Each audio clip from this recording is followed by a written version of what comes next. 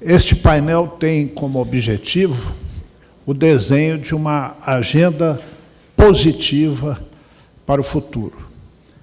E uma agenda positiva começa em algo bem simples, que é o voto, o instrumento mais poderoso de cada um de nós.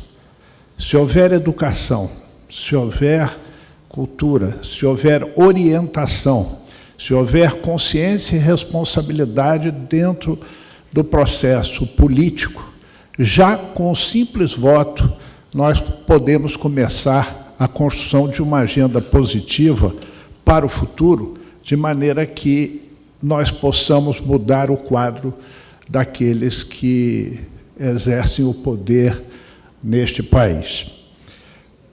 Vamos começar com o Dr. Carlos Figueiredo, por favor.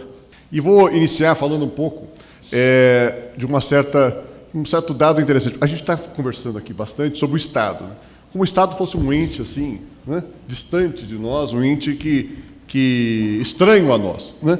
E, na verdade, nós, sociedade, resolvemos eleger um ente superior a nós. Abrimos mão da nossa liberdade, uma parcela da nossa liberdade, e de uma parcela do nosso trabalho, do ponto de vista tributário, né, para que essa entidade trate e nos deixe de uma maneira segura viver dentro da sociedade. Então, esse ente, na verdade, ele não existe por si só, para se baster para a sua autocontemplação.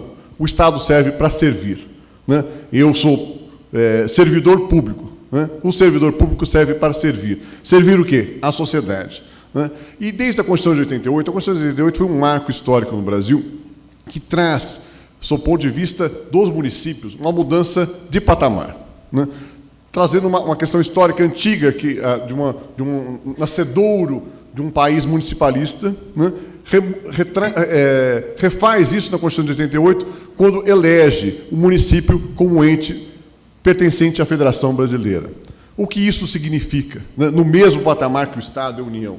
Significa que nós, sociedade, tínhamos a pretensão, e eu acompanhei isso nos debates constitucionais anteriores a 88, a pretensão de descentralizar o poder. Para que descentralizar o poder? Porque após a triste momento histórico da ditadura, nós resolvemos descentralizar o poder para controlar. Então, a Constituição de 88 traz inúmeros instrumentos de controle de uma democracia direta. Só que isso se perdeu. Se perdeu por uma série de problemas. Se perdeu por uma falta de compreensão do papel do município na sociedade, se perdeu por uma falta de confiança, se perdeu por uma tendência centralizadora do poder. Hoje, toda a arrecadação tributária vai para a União e volta em repasse para o Estado. Há muitos municípios criados só para receber repasse federal. Tem municípios que recebem a parte de arrecadação tributária, 90% vem de repasse federal. A CGU acompanha muito isso. Só de repasse federal vive o município. E essa questão é uma questão que traz um viés problemático sob o ponto de vista de controle. Por quê? Imagina, eu faço um paralelo, nós que vivemos num prédio, por exemplo, num condomínio, né? Nós recebemos o condomínio, tem aquela prestação de contas, e lá nós já controlamos. Já sabemos quem é o síndico. Se o síndico trocou de carro, a gente já vai dar uma olhada lá no... que gasto é esse aqui? Já começa a fiscalizar. O síndico trocou de carro, comprou uma geladeira nova. Você tem um controle tão próximo, né? Você começa a controlar. É esse o controle social. Não é possível que todos os órgãos de controle que exerçam de uma maneira bem eficiente, consigam controlar tudo. É impossível. Só a sociedade organizada, só a observação social, nesse trabalho grandioso, é que consegue fazer com que os municípios controlem o dinheiro. Então, há necessidade de uma reforma política, sim, uma reforma política que traga o fortalecimento dos municípios como o local de mais importante para o ser humano, né? É o local, porque o município é onde nós nascemos, onde nós morremos, onde nós casamos, onde nós temos nossos filhos, onde nós estudamos. O município é importante na vida, na parte mais fundamental das pessoas, né? E como esse município pode deixar de lado né, e centralizar tudo num poder distante em Brasília, que vive numa redoma, né, porque você vai a Brasília, parece que o país é maravilhoso, está tudo lindo, bonito, tudo distante, os pobres lá ficam distantes. Né? Nós, na cidade, não, nós temos o convívio com esse conflito social do pobre e do rico presente no seu dia a dia. Não, em Brasília não, em Brasília você está isolado, os pobres estão distantes, você não vê, você não tem um contato com os pobres. Então é importante essa mudança numa reforma política que traga, de novo, a questão constitucional do fortalecimento municipal para que a própria sociedade, quando for pagar o seu tributo, sabendo que aquele tributo vai para o próprio município, possa ela mesma fazer o controle dos gastos públicos, porque ela vai ver, nos municípios pequenos, ela vai estar lá vendo se o prefeito, os vereadores estão enriquecendo, vai decidir quanto um vereador pode receber de remuneração, se pode ou não pode, quanto pode, porque está próximo, é ela que paga. Quando você paga, quando é o seu dinheiro que está saindo, você tem uma visão diferente. Né?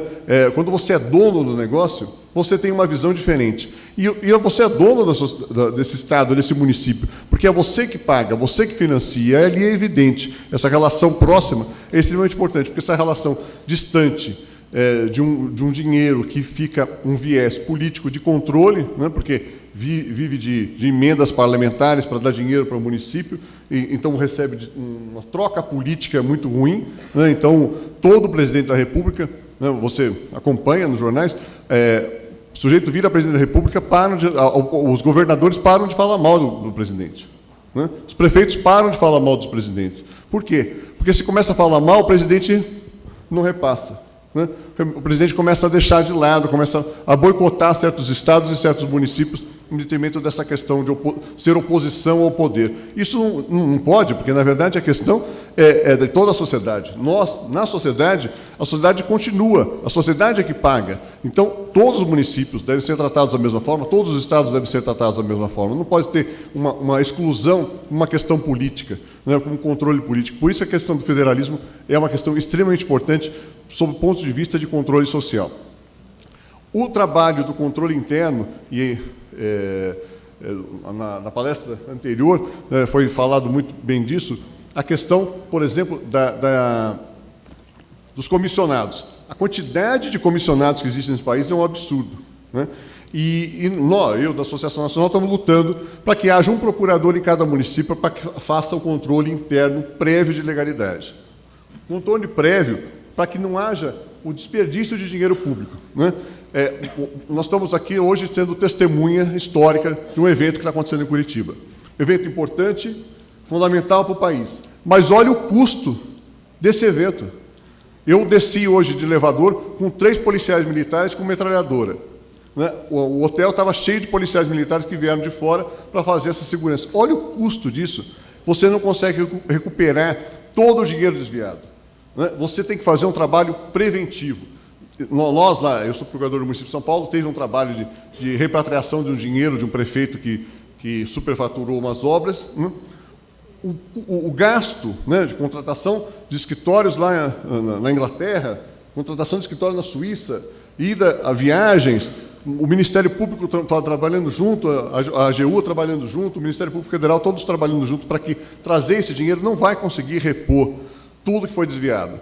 Então, nós temos que fazer um trabalho preventivo. E o trabalho preventivo, um dos pilares do trabalho preventivo, é o procurador do município dentro da administração, fazendo controle prévio de legalidade. Isso é extremamente, fundamental, esse controle prévio de legalidade. Eu tenho viajado pelo Brasil e tenho conhecido muitas realidades. E eu vejo que os municípios onde há uma procuradoria forte, você já entra na prefeitura, já vê uma situação diferente.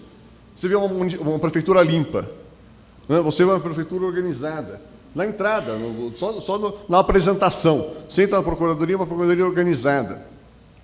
Aí você vai, eu fui numa cidade outro dia do Rio de Janeiro, não vou falar o nome aqui para não causar problema, era o caos.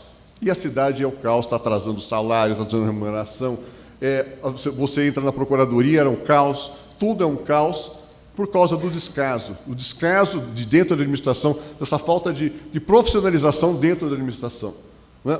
Todo administrador, político entra e quer afastar os servidores que estão lá para servir ao público e servir em nome da sociedade, não em nome do político, mas em nome da sociedade. A primeira coisa que eles fazem é afastar aqueles que não têm interesse público, aqueles que não têm interesse em trabalhar de uma maneira correta. E afasta, e aí faz um distanciamento da sociedade, porque você não tem uma pessoa para controlar, você não tem uma estrutura que controle o trabalho desse político. Porque eu acredito, e sou também otimista, eu não vejo que as pessoas, na sua grande maioria, sejam corruptas ou queiram se corromper. Eu acho que tem esses índices gritantes, mas acho que tem muitos prefeitos e governadores que estão bem intencionados, né? O sistema político é um sistema complicado, que traz uma série de questões aí problemáticas, mas eu vejo que tem muita gente querendo acertar, querendo fazer o bem. E precisa ter uma estrutura interna que faça, que conduza isso da melhor maneira possível, da melhor maneira legal. A lei está aí para todos, independentemente de sermos, sabe, brancos, negros, sermos ricos ou pobres, ela foi feita para que todos se obriguem, né? É o sistema que nós escolhemos, é o sistema da democracia. Se não há respeito à lei, como é que nós vamos viver, né? Então, nós tivemos um caso gritante, e bem no estado do Paraná, de um procurador municipal que foi assassinado a mando do prefeito, porque ele descobriu atos de corrupção dentro da prefeitura. Foi assassinado com mais de 20 tiros pelas costas. E ele denunciou, pegou todos os contratos, os desvios de dinheiro, o desvio ao erário público, e denunciou ao Ministério Público, começou a fazer um trabalho junto com o Ministério Público dentro da prefeitura, e foi assassinado. Isso mostra o descaso que certos políticos têm com o controle. Não querem ser controlados. Querem fazer da melhor... Por mais que tenham objetivos nobres, né? Mas os objetivos nobres devem ser feitos dentro do caminho da lei. Fora do caminho da lei, nada. Nada pode ser feito. É essa a função do Estado. O Estado só caminha na lei. Então, esse fortalecimento municipal e esse fortalecimento de termos procuradores municipais em cada município é fundamental para que haja um controle permanente. Outro dia me contaram um caso lá na prefeitura no interior da Bahia, que o prefeito perdeu a eleição, levou o dinheiro do município, levou todos os computadores do município, fechou a prefeitura com a chave e foi embora e sumiu, desapareceu. O prefeito que foi assumir esse ano não tinha nem a chave para entrar dentro da prefeitura, que é uma coisa assim absurda. Município, né, nós vamos passar. Né? Nós vamos passar. Nós temos uma existência, né, de vida, né, certa. Né? Os municípios vão ficar, o Estado vai ficar. Né? Então, nós temos que pensar isso de uma maneira grandiosa, de uma maneira de futuro. Né? Quando a gente vai construir alguma coisa, claro que esse trabalho que está sendo feito é um trabalho que não vai surtir resultado hoje, amanhã, como a gente quer, né, resultado para a nossa existência. Porque a gente tem uma sede de que nós cheguemos a ver e viver isso. Eu acho que a gente não vai conseguir viver isso, mas nós temos que construir isso, independentemente dessa questão de termos aí um trabalho muito grande pela frente. Para finalizar, eu trago a filósofa Hannah Arendt, que fala muito bem sobre essa questão do homem, a diferença do homem e do animal. O homem é um ser que tem existência certa, porque ele tem identidade. Né? Eu nasci e vou morrer, tenho uma identidade, tenho um nome, né? Então eu tenho um tempo certo de vida. Né? Os outros animais não, os outros animais não têm identidade. Ele tem uma existência, o sabiá vai ser o sabiá, vai ser o sabiá e vai ser o sabiá. Né? Mas, ao mesmo tempo que ela diz isso, só o homem tem o poder de deixar para a eternidade a sua construção. Só o homem tem a capacidade de construir algo que vai permanecer para todo sempre.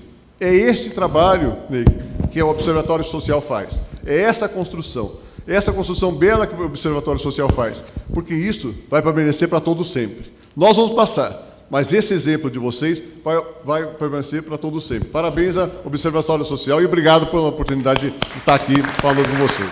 Mais uma vez se confirma a necessidade de ruptura com o paradigma e se impõe que busquemos educação, educação, educação, educação e participação, participação, participação da sociedade educada nas coisas do país. O país é nosso e nós temos que gerir o país. Doutor Antônio Barros, por favor, sua vez.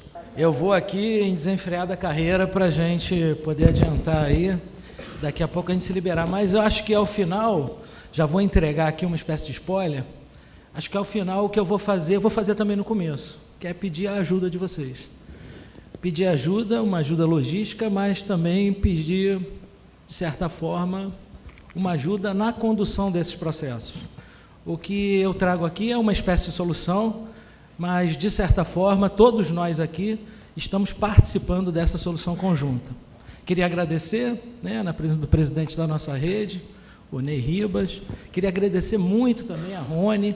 Rony, de vez em quando, brinca que cada um de nós tem um dedinho nessa construção e, principalmente, desse evento que está sendo tão bem sucedido.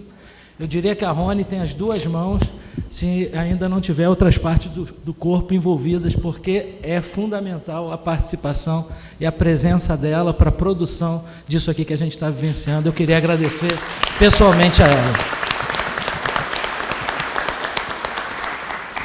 Bom, falando dessa solução, indo rápido, nós ouvimos ontem a Patrícia, né, da Comunitas, ouvimos a Marina, da Agenda Brasil do Futuro, ouvimos o André, da Elo Group, ouvimos também a Tatiana, né, do Brasil Competitivo, ouvimos tanta gente, hoje o Dr. Júlio Marcelo, que já demonstra a cooperação que pode haver entre o setor público e o terceiro setor, enfim, a sociedade civil organizada, porque parte do que eu precisava falar, ele já falou. Então, ele já colaborou profundamente com aquilo que eu tinha que fazer e atalhou aqui o meu trabalho. Eu vim falar desses dois senhores aqui, para não ferir suscetibilidades, todos os exemplos são lá da minha terra, do Distrito Federal. Eu sou carioca, mas estou lá há 8 anos, quase 9. Esse senhor da esquerda, não sei se vocês conhecem, é um ex-senador da República, o nome dele é Gin Argelo. Talvez conheçam. Ficou notória a participação dele na vida social recentemente. Mas o da direita, talvez os senhores não conheçam. O nome dele é Dr. Michel. Dr. Michel é ex-delegado de polícia no Distrito Federal. O cidadão acima à esquerda, em abril de 2014, estava a ponto de ser nominado, todas as injunções, todo o cenário político indicava que ele seria o próximo indicado pela presidência da República a ocupar uma das cadeiras de ministro do Tribunal de Contas da União. Nós fizemos um esforço muito grande, abraçamos o TCU, várias das pessoas que lá estavam, reconheço sentadas aqui, que são também do Distrito Federal, e num esforço muito grande, com um preço político, obviamente, a ser pago, quando você se expõe dessa maneira, conseguimos reverter com a ajuda da sociedade civil, com a ajuda da imprensa, com a ajuda da academia, aquele movimento que indicava que o senador Gin Argelo seria um ministro do Tribunal de Contas da União. Aqui do lado direito, um ano depois, em abril de 2015, fizemos o mesmo movimento. Nós temos um dos principais representantes desse movimento no Brasil, Alexandre Bossi, que há muito tempo luta pela campanha Conselheiro Cidadão, se colocando à disposição do Tribunal de Contas do Estado de Minas Gerais. E lá também propugnamos a campanha Conselheiro Cidadão, lá no Distrito Federal. Hoje, o nosso candidato preferencial, talvez por nossa sorte, é o controlador-geral do Distrito Federal, Henrique Ziller, que topou, junto com a gente, sair em campanha para evitar o mal que eu acho que agora mostro a vocês. Deixa eu ver como é que isso vai para frente e para trás. Bom, abril de 2014, abril de 2015, estamos falando de 1 ano atrás e de 2 anos atrás. Essas são notícias mais atuais sobre a vida desses senhores. Gin Argelo está preso, né? Vinculado a uma série de delitos, uma série de problemas, já condenado, e o senhor Dr. Michel, ex-delegado de polícia no Distrito Federal,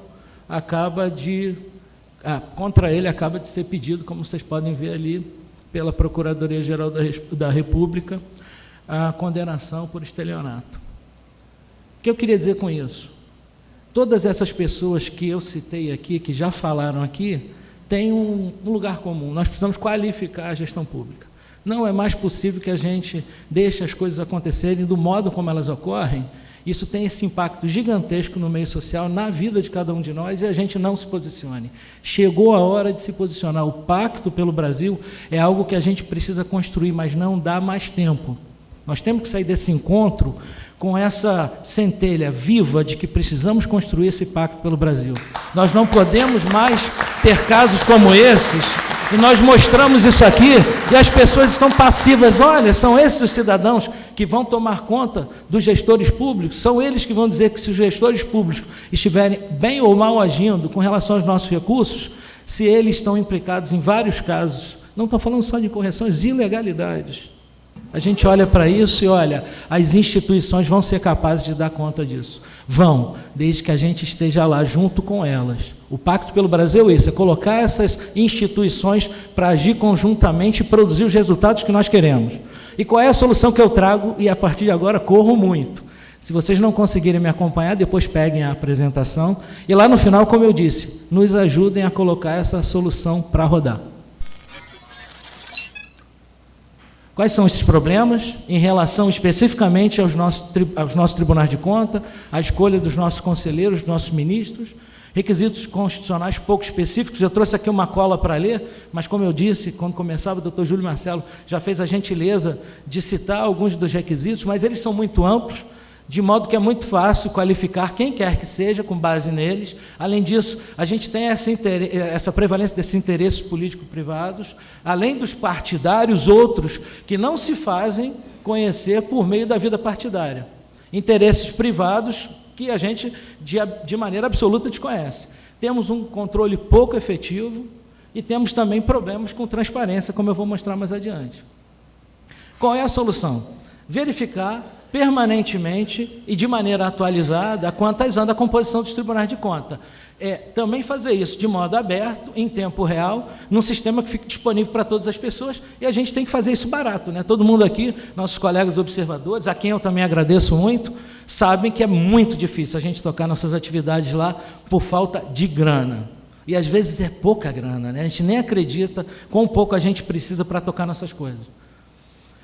Além disso, conferir, e é isso que esse sistema que eu vou mostrar para vocês logo adiante, qual é a carreira, qual é, enfim, o histórico desse cidadão que agora se candidata, que agora aparece como nosso representante, verificando as contas públicas. Quais deles têm uma indicação política, quais deles são técnicos, verificar a relação que eles têm, que essas indicações têm, com o Poder Executivo e avaliar a transparência ativa dos tribunais de conta.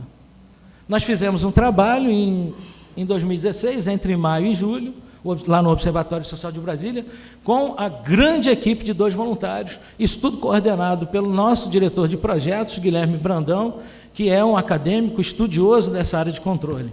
Pois bem, o que a gente encontrou? 30% dos tribunais de conta não têm as contas dos governadores. Deixa eu dizer para vocês. A primeira fase, logo depois desse trabalho que a gente já realizou, é ampliar esse estudo para os tribunais de contas dos municípios, né, dos tribunais que fazem a tomada de contas dos municípios, no caso Bahia, Ceará, que tem tribunais de contas municipais, Goiás e Pará, exato, obrigado. Além dos tribunais municipais de Rio e São Paulo e do Tribunal de Contas da União. Esses resultados que eu mostro a vocês são de uma pesquisa baseada nos 26 tribunais estaduais e no Tribunal de Contas do Distrito Federal. 30% deles não têm as contas que eles deveriam julgar disponíveis para que a gente as conheça. Parece estranho, né? É uma das razões de existência dos tribunais de contas, mas não está lá. O resultado do trabalho deles. É como se no nosso observatório a gente não fizesse a prestação de contas, não tivesse o relatório das nossas atividades. Muitos fazem quadrimestralmente, né, como um dos programas da rede, mas tem gente que faz até mensalmente, faz com uma frequência maior. Por quê? Porque a gente está pregando transparência, a gente tem que fazer isso. E os tribunais de contas? Vamos lá, 85% deles não têm os currículos, ou seja, não têm o histórico de quem são aqueles julgadores de contas. Vamos seguir. Nós baseamos a transparência ativa, nós vamos incrementar isso, obviamente, quando a gente fizer a segunda fase do projeto. São alguns dos relatórios que deveriam estar presentes, não vou citar aqui, Isso vai ficar disponível, né, Rony? A apresentação só para a gente seguir, mas é com base nesses aí, você pode ver o relatório de gestão do próprio órgão. Nós tínhamos 22, ou seja, 80, o universo é de 27, né? 26 estados mais o Distrito Federal. Relatórios de atividade só 18, as contas do governo, como eu disse, só 8, a composição apenas em 11 e o currículo deles é em 23. Vamos seguir. Outros achados. O Guilherme criou 2 conceitos que vão estar explicitados na plataforma que eu já mostro a vocês. Um deles é politização, ou seja, quantos são os conselheiros, os ministros dos tribunais que foram indicados e eram políticos. Eram secretários de Estado, eram prefeitos, ex-governadores e por aí vai. Ou seja, 75% dos conselheiros, desses 230 hoje conselheiros, essa massa de conselheiros que nós temos tomando contas no Brasil, é advindo da política. 63% desses tribunais de conta possuem 71% desses conselheiros políticos e 22% deles possuem 86%. Nós temos um conjunto de 7 possíveis conselheiros nos tribunais de contas estaduais, em que pelo menos 2 deles precisam ser técnicos, precisam ser auditores, precisam ser procuradores de contas. Nós temos 22% dos tribunais de contas que estão flagrantemente descumprindo a Constituição, e não tem esse mínimo de técnicos dentre os seus conselheiros. Vamos seguir aí. Bom, aqui tem, enfim, essa distribuição, depois vocês podem dar uma olhada, isso tudo é trabalho nosso, trabalho de levantamento nosso. 136 conselheiros são políticos. Outros achados, governismo, o que é isso? A lei, a nossa Constituição não diz, vamos lá, a nossa Constituição não diz que, por ele ter que ser indicado pelo Legislativo, por conseguinte, ele necessariamente precisa ser político. A Assembleia Legislativa pode escolher quem quiser, dentre cidadãos que se enquadrem ali naqueles qualificativos da Constituição. Mas o fato é que, além dela ocupar quase todos esses cargos, que são de sua indicação com indicados políticos, quase que a totalidade, em muitos lugares, quando não o são, são indicados pelo governo. Ou seja, de certo modo, a gente tem um enfraquecimento institucional, porque eles podem, de alguma maneira, estar atendendo a outros interesses. Então, do total de conselheiros analisados, 86% são governistas. Ou seja, mesmo que eles sejam indicados pelos legislativos, eles são representantes, eles são líderes dos governos nas câmaras e nas assembleias legislativas, a Câmara lá no caso do Distrito Federal, ou também são indicados pelo governador. Não é incomum que o governador tenha um poder gigantesco na indicação do conselheiro do Tribunal de Contas, mesmo quando essa indicação não é própria do Poder Executivo.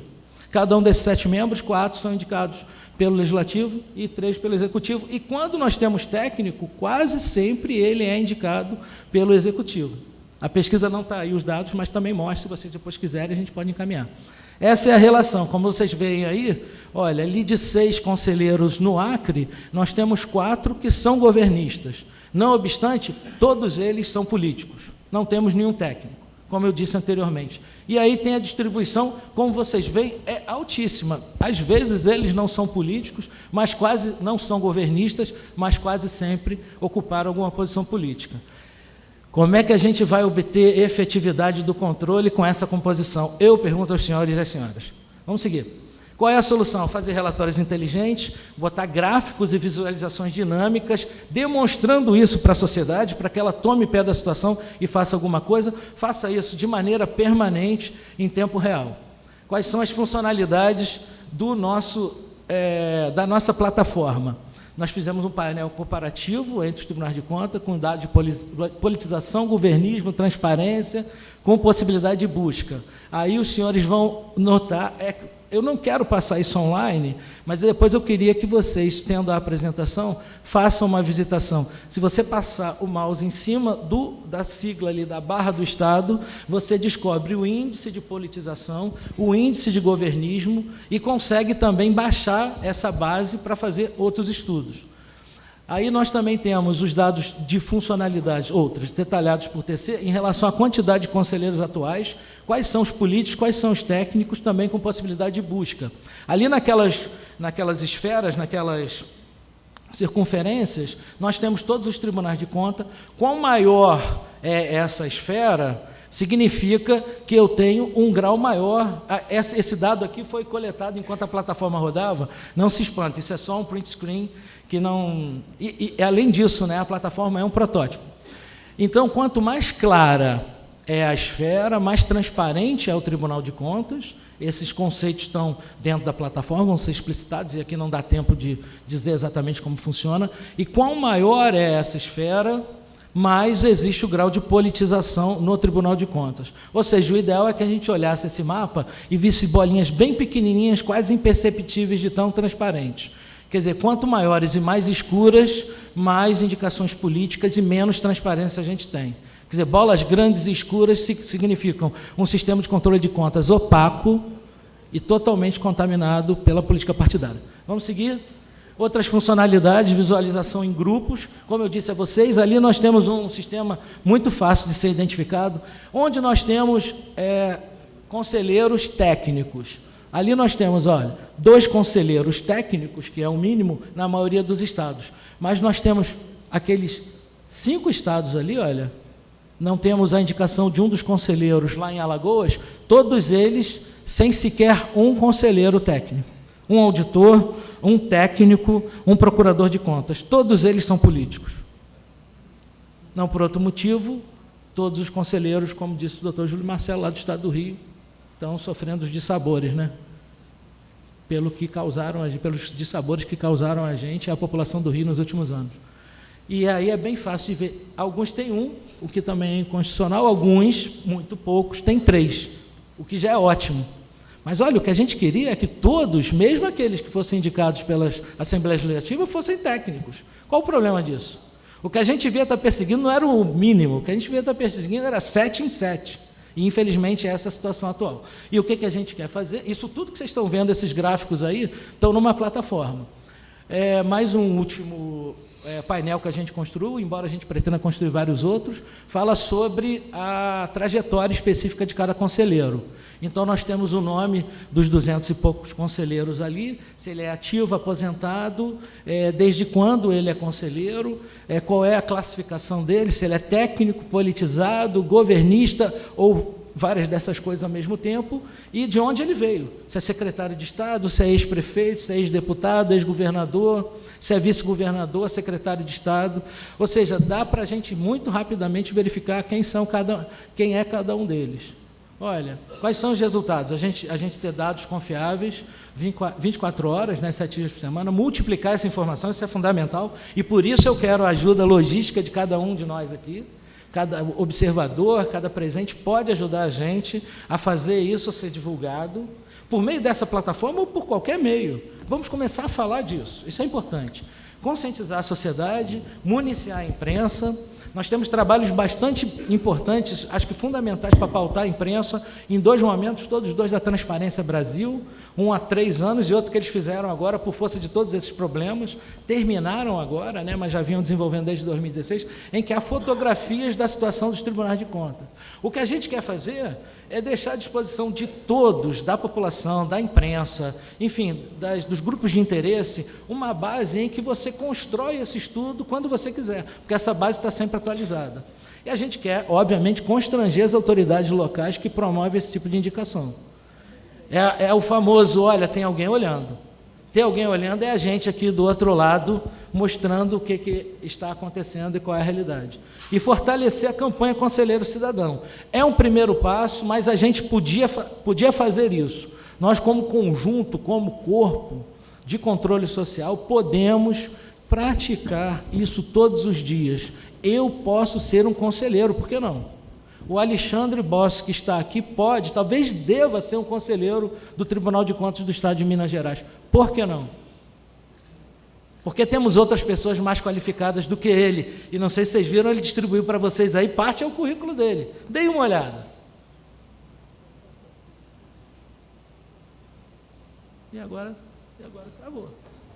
Pois bem, quais são os próximos passos? Explicitação desses conceitos na plataforma, fazer a inclusão dos TCs municipais, né, dos municípios e do TCU, especificar esses técnicos ainda mais, colocar lá os currículos dos ministros e conselheiros, quanto eles ganham, quais são os TCs, como disse o doutor Júlio Marcelo, que tem ou não o Ministério Público de Contas atuante, porque está lá estruturado.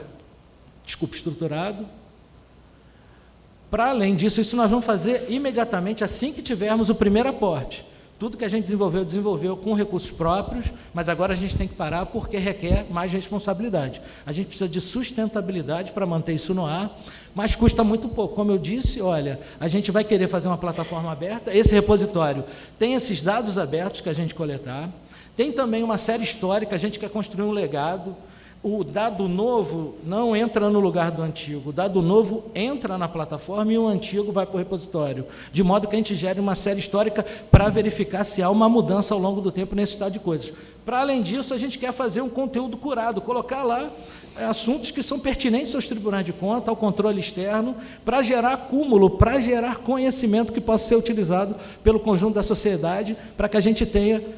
Acabou, hein, pessoal? Já estou no finalzinho. Para que a gente tenha um controle mais efetivo das contas. A gente quer também tratar do custo-efetividade, como disse o doutor Júlio Barcelo, me ajudou demais, são 10 bilhões de reais todos os anos gastos com o sistema de controle de contas externo, e a gente precisa ver se esses 10 bilhões de reais estão sendo bem empregados. Os cargos em comissão, como é que eles são distribuídos, de que forma eles são designados, e a segmentação do índice de transparência, que a gente adotou mas existem vários outros que a gente pode usar. O que a gente precisa? Precisamos de 2 pessoas, só isso.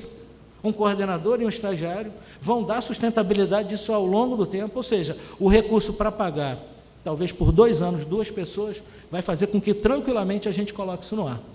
A atualização semanal dos dados, a divulgação e promoção dessa solução, contato com a imprensa e apoiadores e melhorias na solução e metodologia.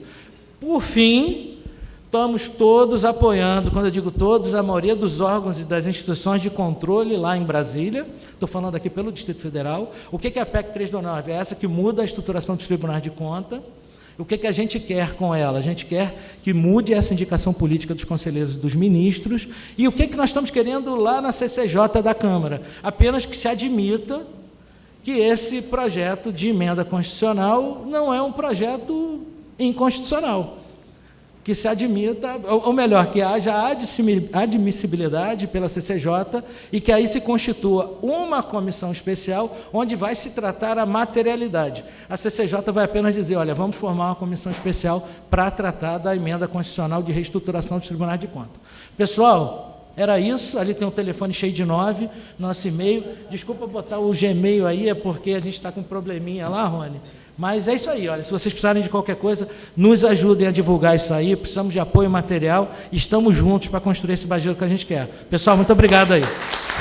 Vou me permitir uma correção do alto de 50 anos de experiência como jornalista. Não existe ex-político. Ex-político é igual ex-mulher, é eterna. Então, o que a gente observa é que são nomeados para os tribunais de contas, você está rindo, né? Você deve ter uma. O que a gente observa é que são nomeados para os tribunais de contas porque o salário é bom, é vitalício, para toda a vida, atualizado. Ex-políticos que ainda exercem poder no partido. Então, é um prêmio de consolação. E é colocar o coelho tomando conta da horta de cenoura. Quer dizer, que investigação, que observação, que pulso vai ter um sujeito que tem um patrão ou um grupo de patrões que o nomeou para fiscalizar a sua própria, o seu próprio comportamento, as suas próprias contas. Quer dizer, é um absurdo. Então, a agenda, que é o painel do futuro, a agenda positiva, é exatamente aprovar a PEC 329, que vai botar uma solução nesse tipo de coisa. Muito bem. Doutor Fábio George. Queria fazer algumas considerações. Eu acho que tem um painel da ENCLA, os colegas que representam a ENCLA não tiveram condições de vir e me pediram para substituir, e eu vou falar um pouquinho. Eu queria fazer 3 considerações importantes sobre essa discussão fantástica que a gente teve, ou está tendo aqui agora. Em relação ao o Ricardo tocou sempre no tema democracia, educação, combate à corrupção. Naqueles slides que eu trouxe, vocês podem dar uma olhadinha, existem índices no mundo todo que medem a qualidade da democracia, da educação e da corrupção. 15 primeiros lugares em cada um desses rankings, 11 se coincidem. Obviamente que não se coincidem, a palavra não é essa. É que uma coisa depende da outra.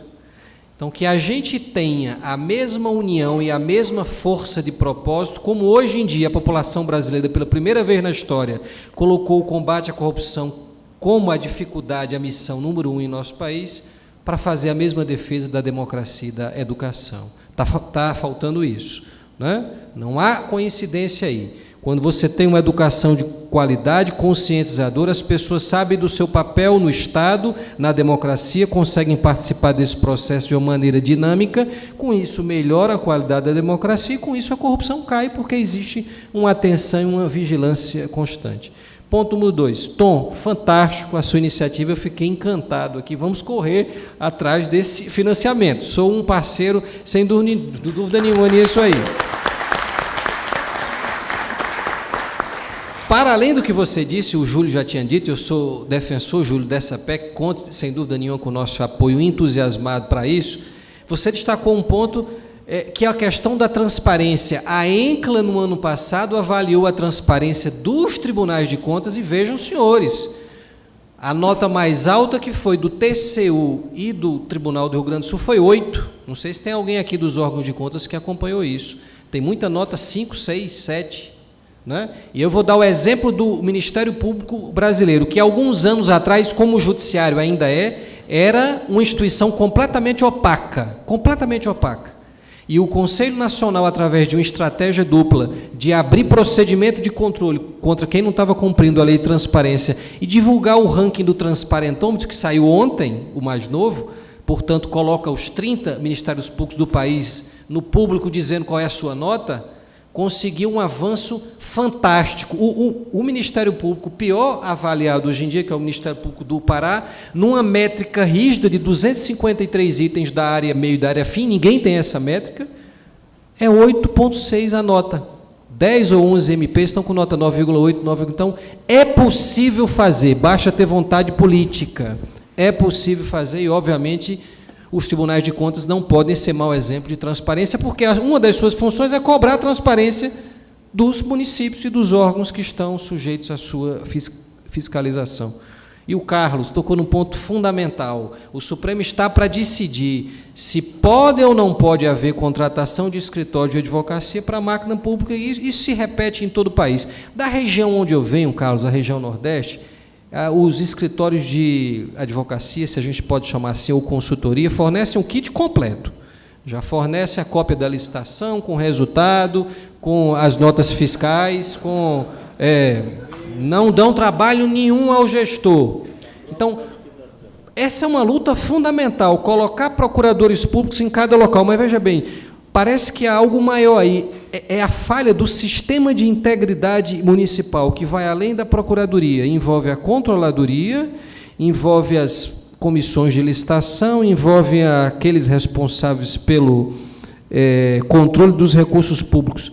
Os gestores nesse país, com o discurso de que é difícil encontrar pessoas capacitadas, colocam pessoas da sua confiança nesses cargos sem nenhum compromisso público, mas o compromisso com aquele que os nomeou. Então, em algum momento, nós vamos ter que cobrar mais o fortalecimento desse sistema de integridade, que, se não é admitido pelo concurso público, se não é autônomo, não é isento, não pode funcionar, e certamente está aí um dos principais fatores de alastramento da corrupção em todo o país. E já entrando no meu tema rapidinho, porque a apresentação é rápida mesmo, nós temos a ENCLA, que é a Estratégia Nacional de Combate à Corrupção e à Lavagem de Dinheiro. Não sei se os senhores já ouviram falar nesse tema.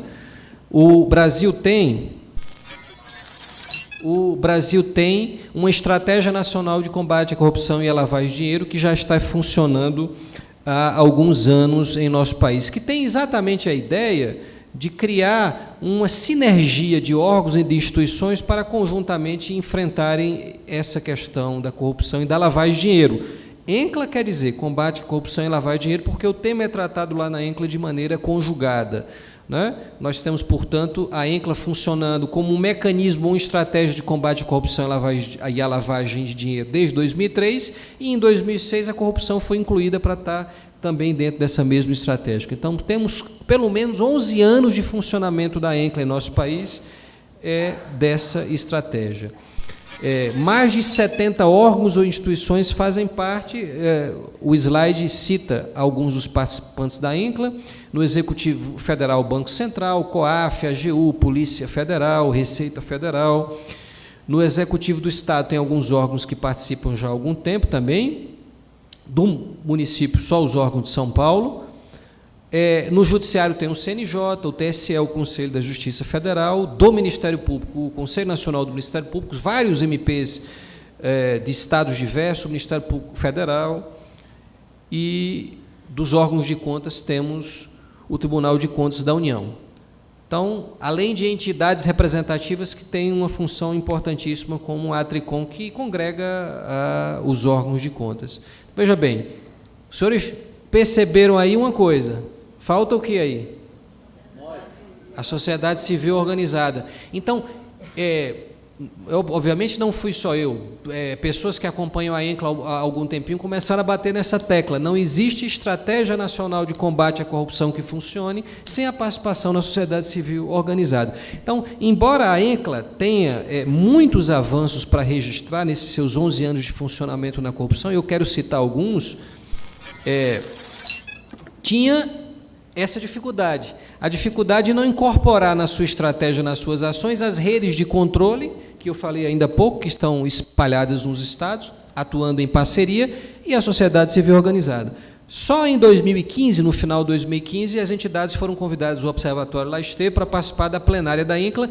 Durante o ano de 2016, a participação foi um pouco melhor, já foram chamadas para sugerir propostas para esse ano. Houve ainda uma reclamação de que, mas eu não participei da discussão da minha proposta, eu não pude fazer a defesa no momento em que a ENCLA escolhe na plenária do fim de ano quais são as ações mais importantes que vão ser realizadas. Vão corrigir isso esse ano.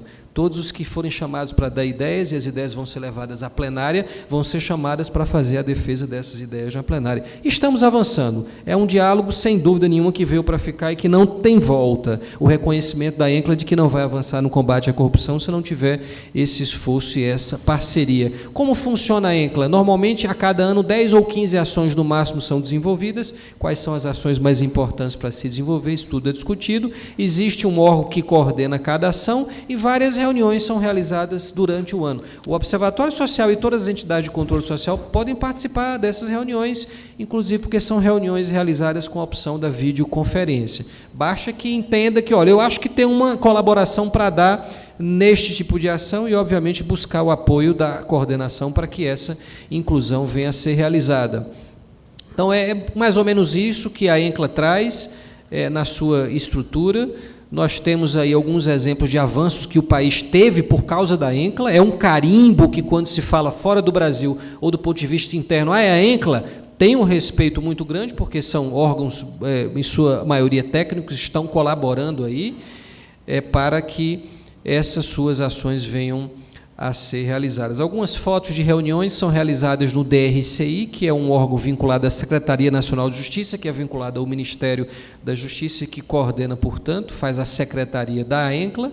São algumas das fotos aí indicadas. Eu queria, para finalizar, falar de alguns exemplos importantes que a ENCLA trouxe. Muitos avanços foram obtidos em nosso país pela atuação da ENCLA. Exemplo, várias propostas legislativas surgiram da ENCLA. A ENCLA debateu com esses órgãos todos, aprovou, encaminhou para o Congresso Nacional e não teve resistência e, portanto, as medidas foram aplicadas. Aí 2 exemplos bem recentes que, sem dúvida nenhuma, fizeram o país avançar. Existem muitos outros. Uma outra missão importante da ENCLA é capacitar, e aí eu acho que há um espaço de maior diálogo e apoio da ENCLA nas ações realizadas pelas entidades de controle social, porque a ENCLA tem um programa nacional de capacitação para treinar pessoas para combater a lavagem de dinheiro e a corrupção. Esse programa ele já existe há vários anos, ele está sendo otimizado a cada ano, e através de laboratórios de combate à corrupção, que são espalhados, equipamentos que são fornecidos para vários órgãos pelo país inteiro, temos, sem dúvida nenhuma, avançado com o apoio da ENCLA para melhor atuar nesta questão. Alguns outros exemplos importantes que foram frutos da atuação da ENCLA, o Cadastro Nacional de Clientes do Sistema Financeiro, que racionaliza em 24 horas o rastreamento bancário em todo o país para identificação de contas e bloqueio dessas contas. O SIMBA, que é um mecanismo adotado pelo Ministério Público Federal e que foi acolhido pela ENCLA e que facilita a quebra do sigilo bancário de maneira a otimizar o funcionamento desse mecanismo, além dos laboratórios que eu já mencionei agora há pouco. E aí eu finalizo cumprindo o meu tempo tratando das ações desse ano. A ação número 1, para que os senhores conheçam, o que é que a ENCLA está discutindo lá esse ano. Lembro que para as ações do ano que vem, os senhores vão ter espaço para sugerir algumas ações e debater na plenária do final do ano. Ação número 1, propor a normatização da melhoria dos processos de governança e gestão. A gente entende que esse processo é muito falho no país inteiro, então estamos discutindo mecanismos e normas para otimizar esse processo. Ação número 2, desenvolver ações que permitam apoiar a implementação do sistema de controle interno. A ENCLA, no ano passado, aprovou 29 diretrizes para o funcionamento do sistema de controle interno em todo o país e, nesse ano, quer se valer de ações concretas para que essas diretrizes venham a ser aplicadas. Samuel, não sei se ele está ainda aí. Samuel, ano passado, fez um estado como Santa Catarina, que é um estado financeiramente razoavelmente bem. Samuel fez um trabalho lá fantástico e descobriu, me corrija se eu estiver errado, Samuel, que quase 80% dos municípios do estado de Santa Catarina, o controle interno era feito por uma pessoa comissionada.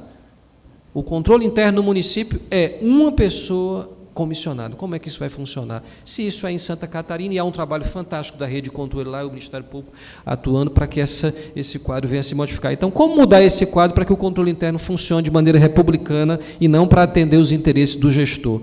É o desafio da ação 2. Ação 3, estabelecer diretrizes que otimizem a atuação em parceria da advocacia, do Ministério Público, polícia, etc. Tentar desenvolver mais esse laço de harmonia e parceria. 4, definir conflito de interesse. Os senhores sabem que nós temos uma lei em nosso país que trata do conflito de interesse, mas essa lei não diz quais são as hipóteses em que o conflito de interesse se dá. Então, nós precisamos definir isso para que isso venha a ser devidamente aplicado no Brasil. Ação 5, elaborar um plano piloto de ação conjunta para a atuação dos órgãos da ENCLA. Nós definimos que o tema é saúde. Estamos preocupadíssimos com a quantidade de roubalheira que existe na área da saúde, de má gestão e agora de subfinanciamento e preocupados com o impacto que isso já está ocorrendo e vai certamente resultar nos próximos anos, e vamos desenvolver ações em parceria de fiscalização nessa área. Ação 6, consolidar propostas de prevenção à prática de corrupção, fomentando a integridade social e a educação para a cidadania. E aqui eu quero chamar a atenção porque nós somos, como CNMP, coordenadores dessa ação, temos vários parceiros aqui que nos ajudam, o Everton, inclusive, está ali, de vários outros órgãos. Eu não acredito que esse país se modifique se não formos para as salas de aula para discutir essas questões com as crianças, para formá-las.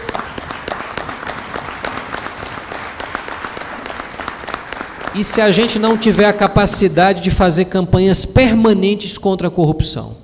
Esse é um ponto fundamental que a gente está tentando desenvolver na ENCLA. A ideia é criar uma plataforma até o final do ano para que todas as iniciativas, todos os projetos educacionais sejam inseridos e ganhem um selo da ENCLA, digamos, para colocar à disposição do Brasil inteiro projetos já prontos para serem desenvolvidos. E no que diz respeito às campanhas de conscientização, a gente está tentando identificar, através do edital, uma agência de comunicação que queira trabalhar pro bono para fazer essas campanhas e que a gente possa ter uma sequência nessas iniciativas. A ação 7, ampliar, fica o convite para que o Observatório Social seja nosso parceiro, né, Everton? A gente pode, inclusive, ampliar um pouco mais esse debate durante as conversas do dia de hoje. A ação 7, ampliar o compartilhamento de dados. Esse é um problema ainda muito grande no nosso país, os órgãos ainda se acham no direito de guardar os dados para si. Se esses dados vierem a ser compartilhados e abertos, melhor ainda, certamente nós avançaríamos muito mais nessa missão. Estou chegando ao finzinho. Ação 8, elaborar um diagnóstico sobre a utilização das moedas virtuais. Não sei se vocês estão acompanhando isso, eu nem sabia que isso existia, me perdoe a ignorância, e fui saber que até sequestros estão sendo realizados em nosso país com o uso do Bitcoin. O resgate já está sendo pago em Bitcoin, então é uma realidade que precisa ser melhor compreendida e melhor enfrentada.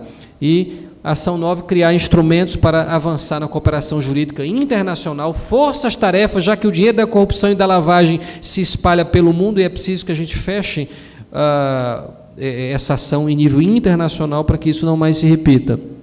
Ação 10, elaborar propostas de implementação de medidas que auxiliem na prevenção de crimes praticados através de pessoas interpostas às empresas constituídas de fachada ou por pessoas que são laranjas, um tema tão comum e contínuo da nossa atuação no dia a dia. Quem nunca detectou na sua atuação uma empresa que só existe na fachada, no registro, na prática, ou empresa que existe, mas na verdade tem pessoas interpostas, esse é um tema que precisa ser melhor enfrentado. E, por fim, a última ação, avançar nas ações de integração ligadas à questão do combate à criminalidade organizada. Então, tudo isso a ENCLA está pensando, discutindo, desenvolvendo esse ano. Se as entidades de controle social entenderem que tem alguma contribuição a dar, podem participar dessas reuniões, inclusive por videoconferência. Fica aqui o registro dos dados de contato da ENCLA, que, repito, fica no Ministério da Justiça, Secretaria Nacional de Justiça, Departamento de Recuperação de Ativos.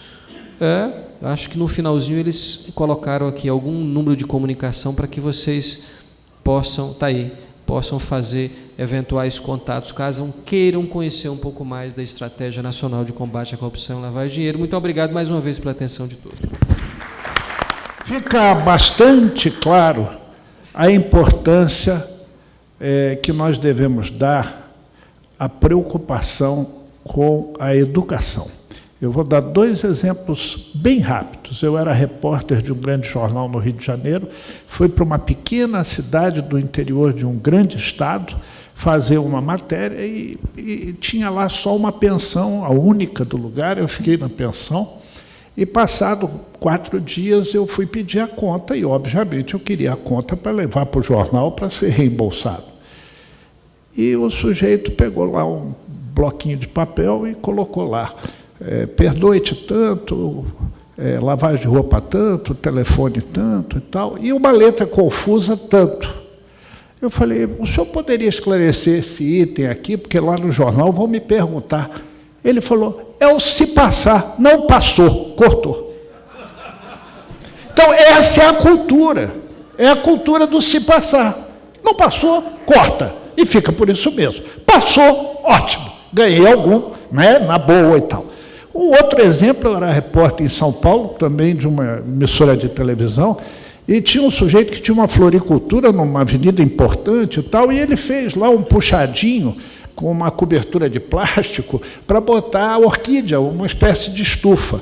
Só que o exame aerofotogramétrico da secretaria descobriu lá a cobertura e mandou lá o fiscal. Chegou lá um senhor e tal, isso, aquilo, e o sujeito, começando o negócio, virou para o fiscal e disse: olha, meu amigo, a sua esposa aprecia flores? Ah, aprecia e tal. Olha, leva esse vaso para ela, eu vou dar um jeitinho aqui, não me multa, eu estou começando um negócio, pouco dinheiro, dificuldade e tal.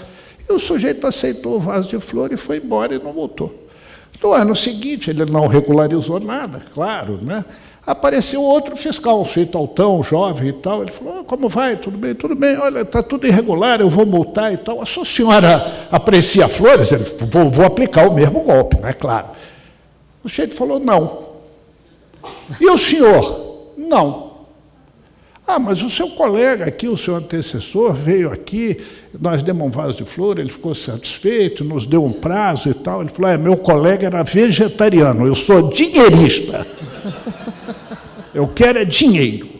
Então, esse é o tipo de cultura que nós temos, e é preciso haver uma ruptura, e ela só acontece pela educação. Tem um escritor mineiro, um teatrólogo famoso, José Antônio de Souza, tem um texto maravilhoso chamado Crimes Delicados, onde as pessoas começam com pequenos crimes e depois chegam a matar as outras pessoas. Então, se nós não educamos nossos filhos, se nós não educamos nossos trabalhadores, se nós não educamos nossos empresários, para que a pequena infração de trânsito, ela não pode ser feita, ela não pode ser tolerada. Nessa questão de probidade, não existe concessão, ou é ou não é. Então, fica a lição da educação. Muito obrigado a todos. Não poderia deixar de registrar um agradecimento ao Dr. Fábio Jorge. Eu sou fã incondicional número 1 do seu trabalho, e realmente ele tem aberto muitas portas para a rede USB em vários lugares, né? Inclusive na INCLA. Então, a gente quer agradecer muito por isso, né? Por todas as oportunidades que você tem aberto para nós. E aproveitar também essa oportunidade, que nós estamos com outros órgãos de controle, para nos ajudar a pensar como esse projeto maravilhoso que o Observatório de Brasília trouxe, tem muitos outros muito interessantes que estão na gaveta, carecendo de recursos, né? E, quem sabe, a gente já conversou com o Dr. Deltan Dallagnol, tem conversado com algumas outras autoridades, para a gente pensar a criação de um fundo dos acordos de deliniência, das multas, que sirva ao financiamento do controle social, não só para o observatório, para os observatórios sociais, mas para todas as organizações de controle social. Que a gente consiga pensar junto, talvez levar para a ENCLA, né, isso, essa proposta da gente criar um fundo de financiamento do controle social com as multas da Lava Jato, de todas as outras operações, com os acordos de leniência, para que a gente possa ter perenidade. Obrigada.